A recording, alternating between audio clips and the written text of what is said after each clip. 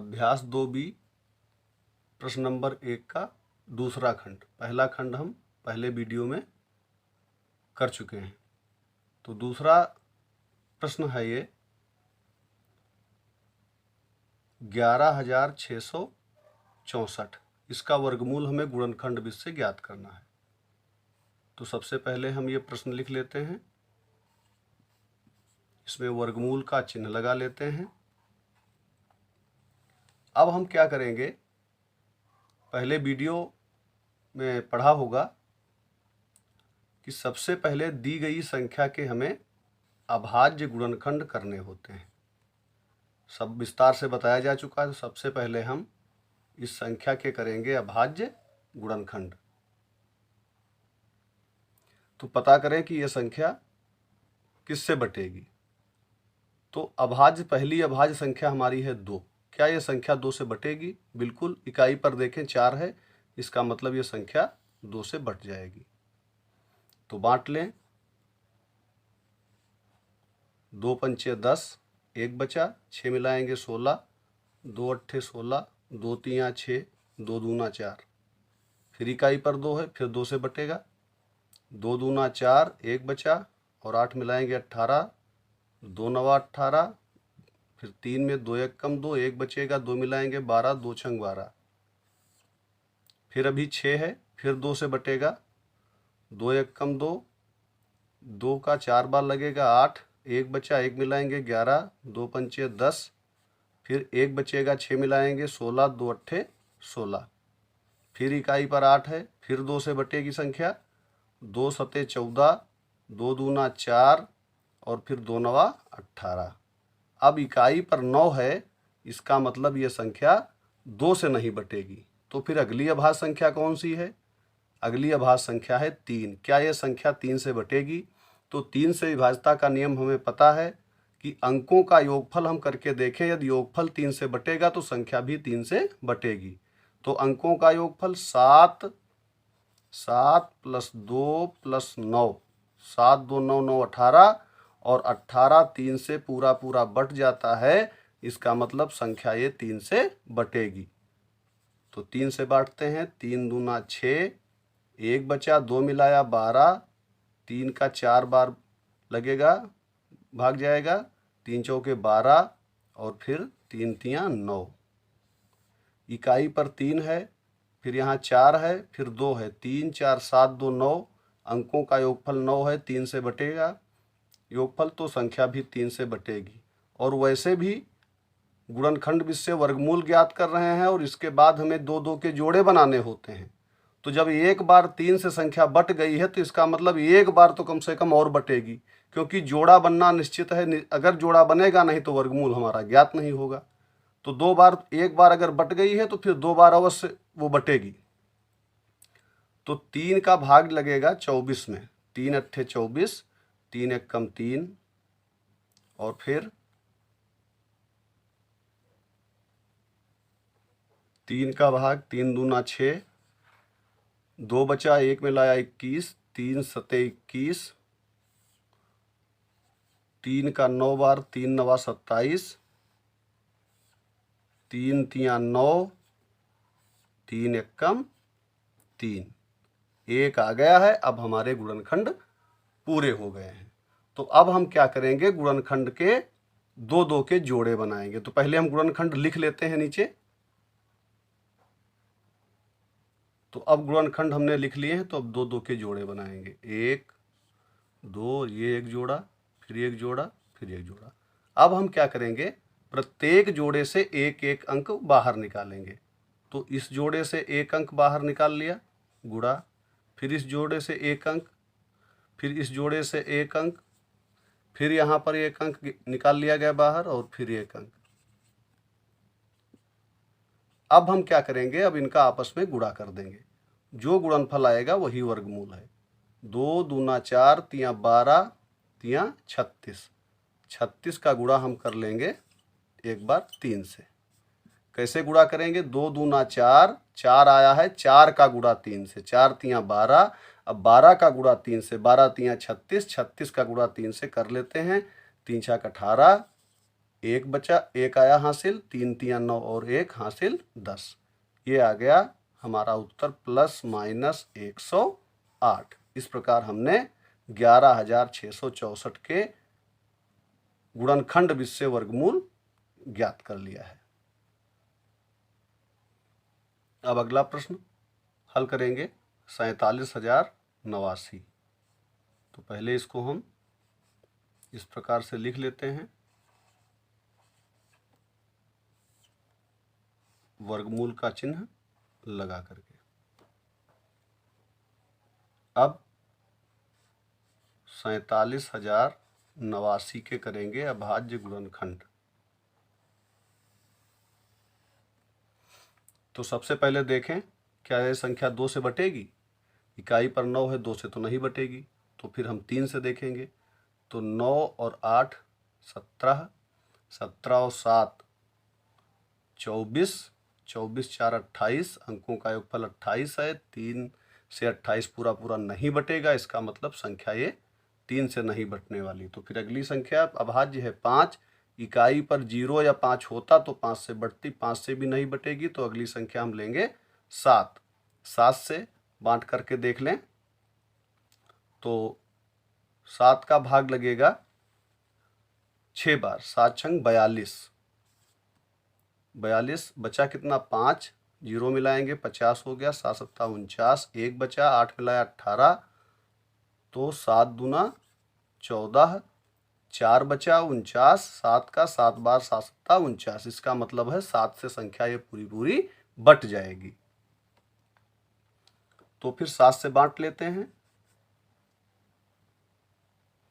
7 का 6 बार, फिर 7 छंग 42, 5 बचा, 7 का 7 बार 49, 1 बचा 18, 7 दूना 14 और 1 बचा 14, 4 बचा, 9 मिलाया 49, फिर 7 बार लग गया 49। एक बार ये 7 से बट चुकी है, इसका मतलब है ये 7 से दूसरी बार अवश्य बटेगी। बटेगी नहीं तो जोड़ा नहीं बनेगा, जोड़ा नहीं बनेगा तो फिर वर्गमूल हमारा ज्ञात नहीं होगा। तो यह निश्चित है कि एक बार 7 से बटी है तो दूसरी बार भी 7 से 100% बटेगी। अब 7 से भाग करें तो 7 9 63, बचा कितना? 7 63, 7 नहीं बचा, बचा यहाँ पर 4, 2 मिलाया तो हो गया 42, 6 बार 42 पूरा पूरा, 7 1 7।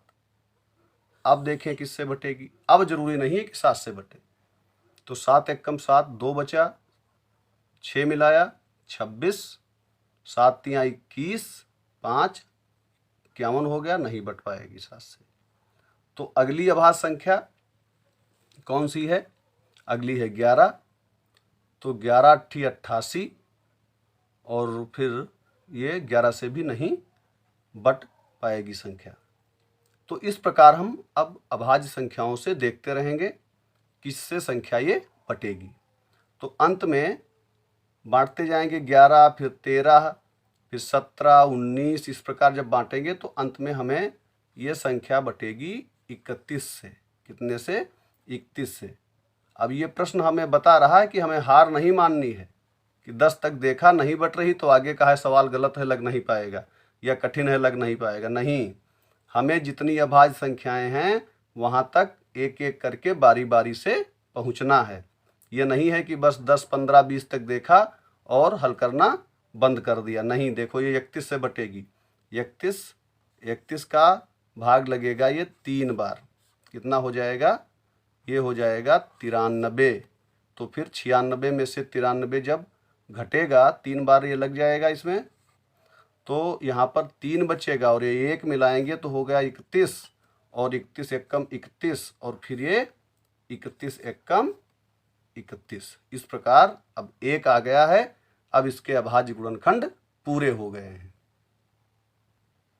तो अब क्या करेंगे? अब गुणनखंड के हम जोड़े बनाएंगे। पहले हम लिख लेंगे 7 गुणा 7 गुणा 31 गुणा 31, जोड़े बना लेंगे। प्रत्येक जोड़े से एक एक अंक ले लेंगे। तो इस प्रकार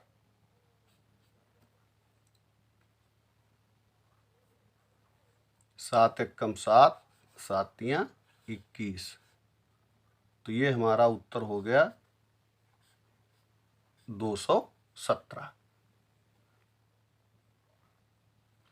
अब है प्रश्न नंबर 2 का पहला प्रश्न, 625 बटा 1296। अब ये प्रश्न वही है, लेकिन इसमें थोड़ा सा तरीका बदला हुआ है, क्योंकि अभी तक जब हम देखते थे तो इसमें जो प्रश्न होते थे उनमें हर और अंश में वो नहीं होते थे। यहाँ अंश और हर में दिया है, तब कोई परेशानी वाली बात नहीं है। इसमें अंश का अंश में हम वर्गमूल ज्ञात कर लें और हर का हर में ज्ञात कर लें। अंश में दिया है 625, तो बिल्कुल उसी प्रकार इसको भी हम क्या करेंगे, इस प्रकार लिख लेंगे चिन्ह लगाते हुए।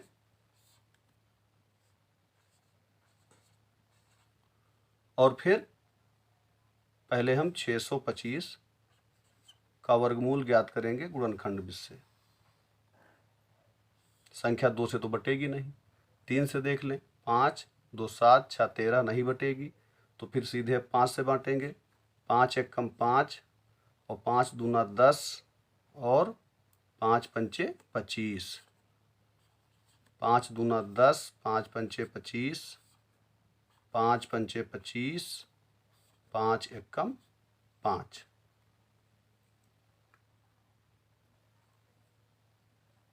गुणनखंड लिख लेंगे, 5 गुणा 5, 5 गुणा 5, जोड़े बना लेंगे और प्रत्येक जोड़े से हम एक एक अंक बाहर निकालेंगे। 5 एक बार, फिर एक बार 5, तो ये हमारा बराबर आ गया 5 पंचे 25। अब फिर क्या करें, 1296 के अलग गुणनखंड करें। 2 से बांटेंगे, 2 छंग 12, 4 बार 8, 2 अट्ठे 16, 2 तियां 6, 2 दूना 4, 4 बार लग जाएगा।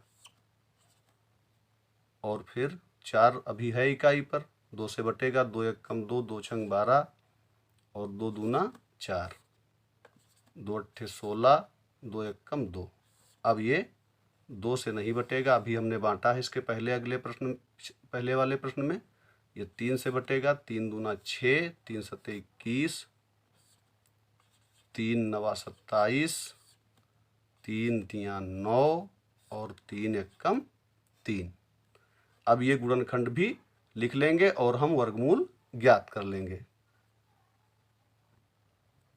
अब 2 के जोड़े बनाएंगे, प्रत्येक जोड़े से एक एक अंक लेंगे